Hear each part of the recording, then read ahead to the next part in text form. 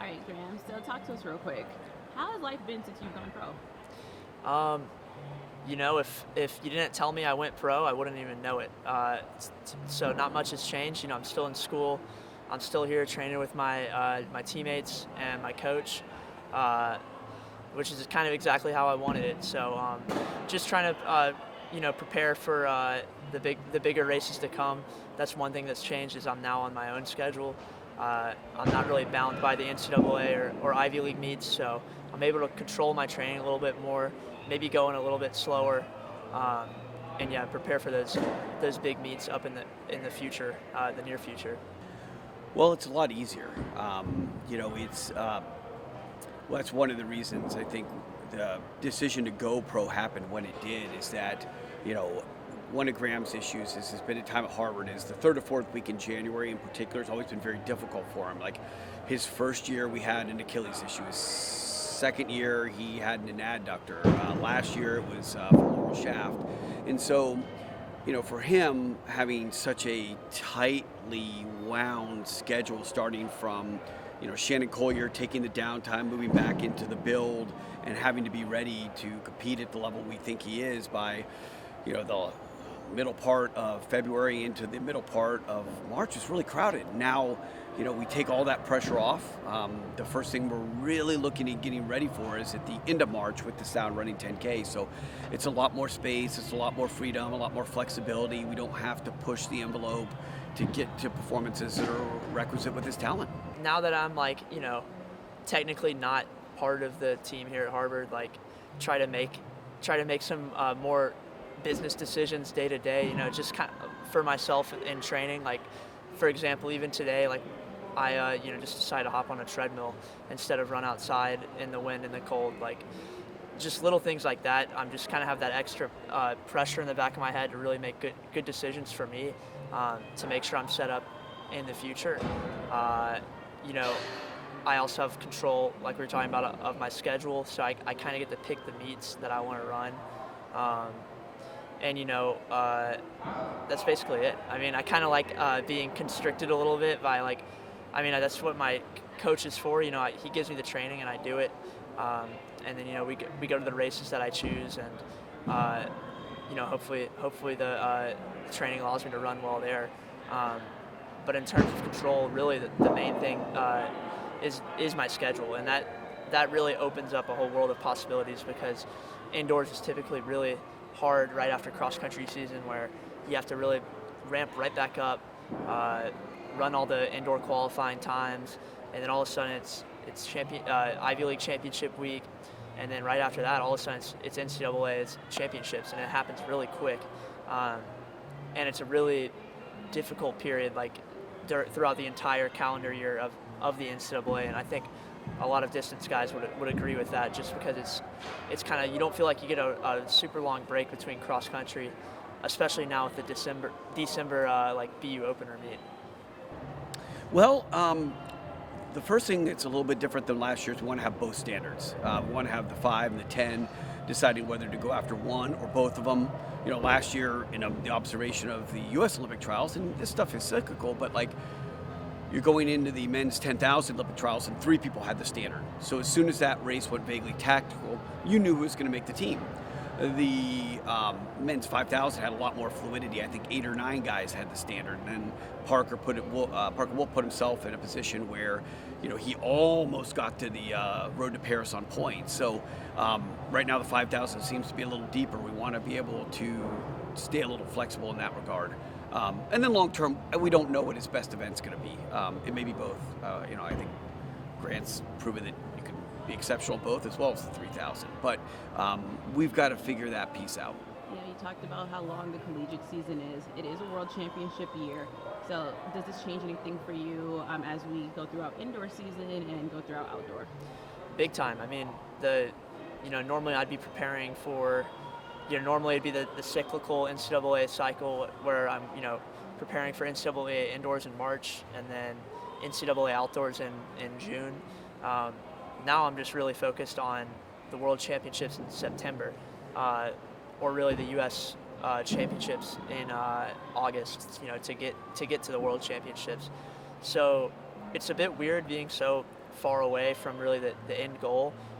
Normally I feel like I'm on like a really short, like 3 or 4 month block getting ready for a big thing. So now I'm kind of like having to think big picture. Really like, I've sat down and kind of tried to break down the season into chunks just to kind of have it be a little more digestible for me to figure out like what I want to accomplish, when do I need to do it by. So for example, right now the block I'm in is I'm really training to get the 10K standard at the 10 in late March. So that's kind of like my big goal right now. That's like my NCAA championships at this point.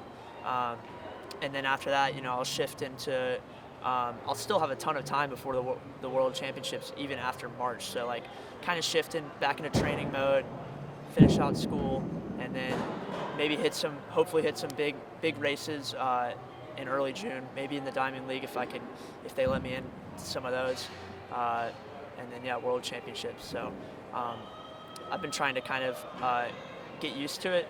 I think it takes a little pressure off, really just being able to kind of take your time and make sure everything's good. I don't feel a whole lot of pressure to be on point right now, but I want to be, and that's what I'm working on.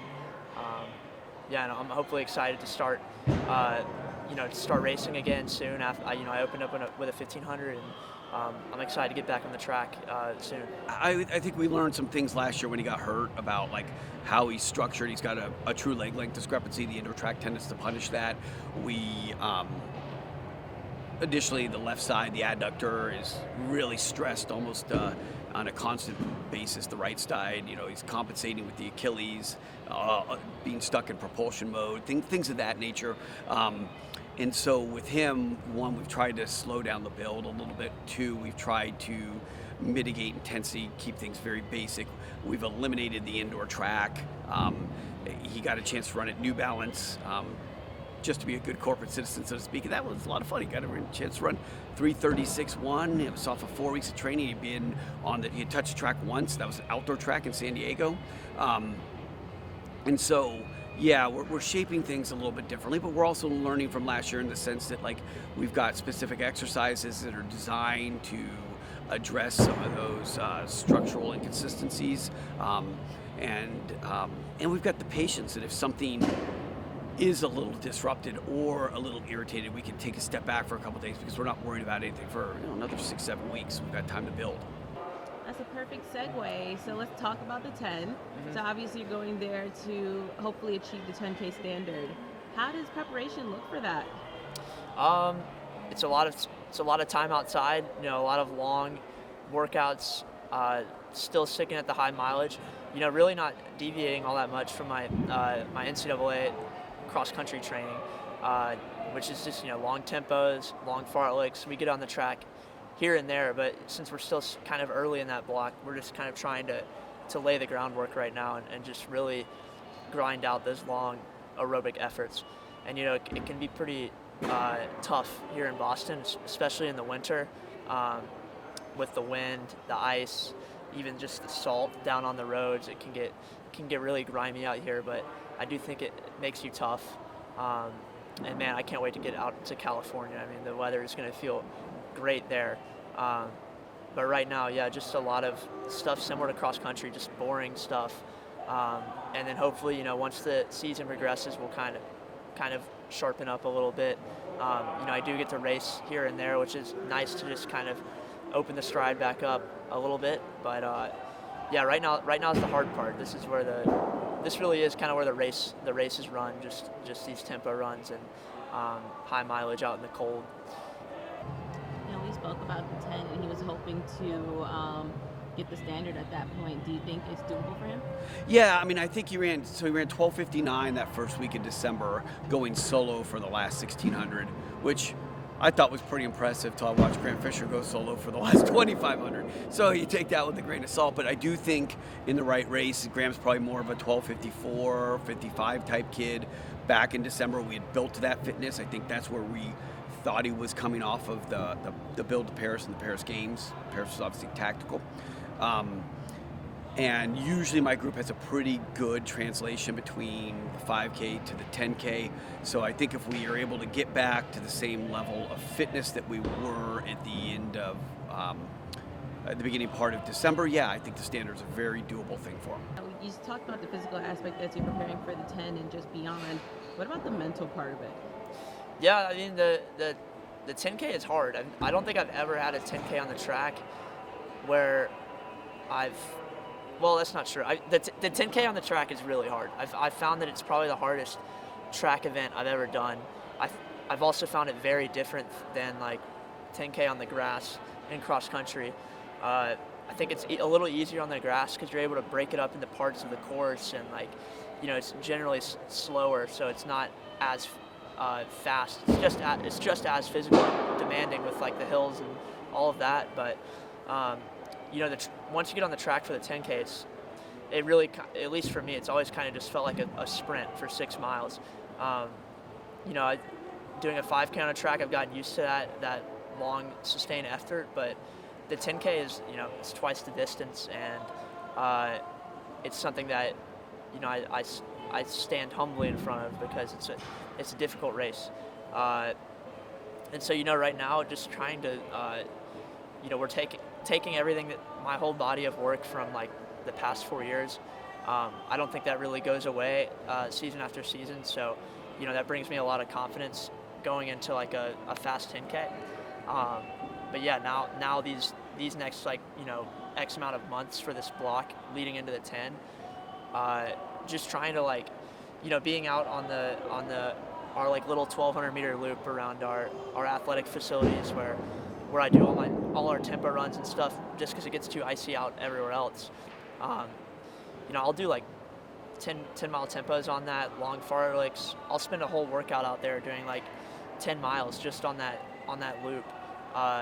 And I think that if that doesn't mentally prepare me for a 10K, I'm not really sure what will, because that can get really difficult sometimes. It's easier with teammates and a coach out there, but it'll require a lot of mental strength trying to run under 27 to get the standard. For sure. As we talk about the season progressing, you mentioned Diamond League. Are there any meets in particular or any locations in Diamond that you're looking at? I wouldn't be able to tell you in particular. I was looking at the schedule maybe a month ago or so, and I forget which ones offer which distances. I think if I'm thinking like maybe Oslo and Paris have some longer distance stuff, and that's in early to mid-June, which kind of fits into my schedule. So I would love to get into one of those, if not a couple. Really I just want to kind of get back in those racing situations where I can race the best people like in the world. Like, I think if there's anything I can do right now to get better, it's just keep putting myself in those situations. I want to race against the Europeans, the Africans. Like, I want to race against all the people that I have gotten a little taste of in the NCAA, but once you get out into, the Olympics, World Championships, Diamond League, that's kind of where the world meets. And yeah, hopefully I can get into those, because I think it'll really help my preparations going into the summer this year. And then, I just want to get as much experience as I can year after year, and hopefully, have some more breakthroughs and try to get to the top. If you get that 10K standard time at the 10, what do you think that will do for your confidence going into Diamond League and the World Championships?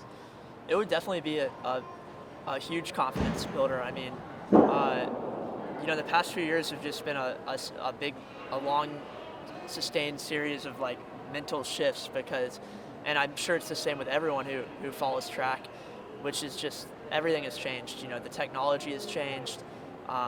The way we race has changed, and the times have just gotten faster and faster and faster.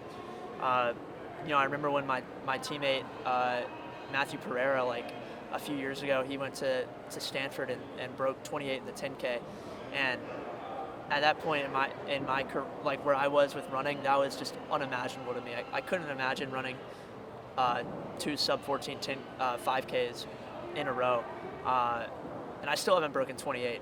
And now I got to go out and break 27. So I'm confident in my ability that I'm able to do that.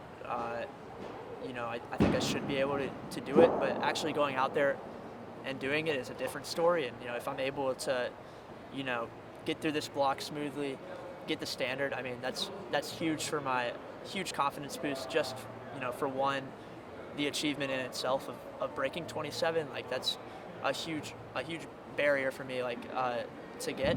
And then two, having both standards in the bag, the 5K and the 10K, I mean, that gives me a lot of confidence going into the summer, kind of like checking off those things on the to-do list, which can sometimes be just as difficult as being at the U.S. Championships. They're just making it harder and harder to make these U.S. teams, just because you got to hit the time and you got to finish top 4, I guess, if you're me. I got a little lucky, but it'd be a big confidence booster to have both standards. Graham has never been lacking in confidence, but not in a really overt way. Like, I think he's a really good mental competitor. I think he's really prepared. I think big stages heighten focus for him, and so I think all these things that we just talked about will battle test him en route towards the U.S. trials and the World Championship. So getting the opportunity to go to the 10, get a little bit of feedback in that distance, come back roughly 8 to 10 weeks later, go to Europe for a little bit, give him an opportunity to run against guys that are as good, if not better than, and get dragged along a little bit, just like he did in his formative years in college. I think that stuff is all important, and I think it's it'll provide sort of the next frontier for him in terms of building confidence, so to speak. Or at least trust. Probably trust is a better word. Trust in himself. Nice. And I want to go back to what you said a few questions ago about January always being a tough time for him collegiately. So are you guys trying anything differently now that he's pro and has more control of when and where he could run? And yeah. And finally, we spoke at HEPSO after you won the 5K last year, and this is a fun one. You told me that, because I asked you how you keep your pace within all of those laps, and you said you listen to, or you have the Leonard Skinner song in your head. Yeah. And you're kicking when the guitar solo comes about. Is that still the case for you? It definitely is, especially for the 10K. We as a team have always kind of said that it was really me who just started trying to make it a thing, part of our team. But yeah, Freebird by Leonard Skinner is a perfect example of how to run a 10K. At least it's worked for me in cross country. So, kind of be nice and calm through the first half, and then that third quarter kind of start gearing up for that last bit, and then the guitar solo comes in those last couple laps. Hopefully, I can apply that to the at the 10. That'd be great if it carries over onto the track, because we know it works on cross country.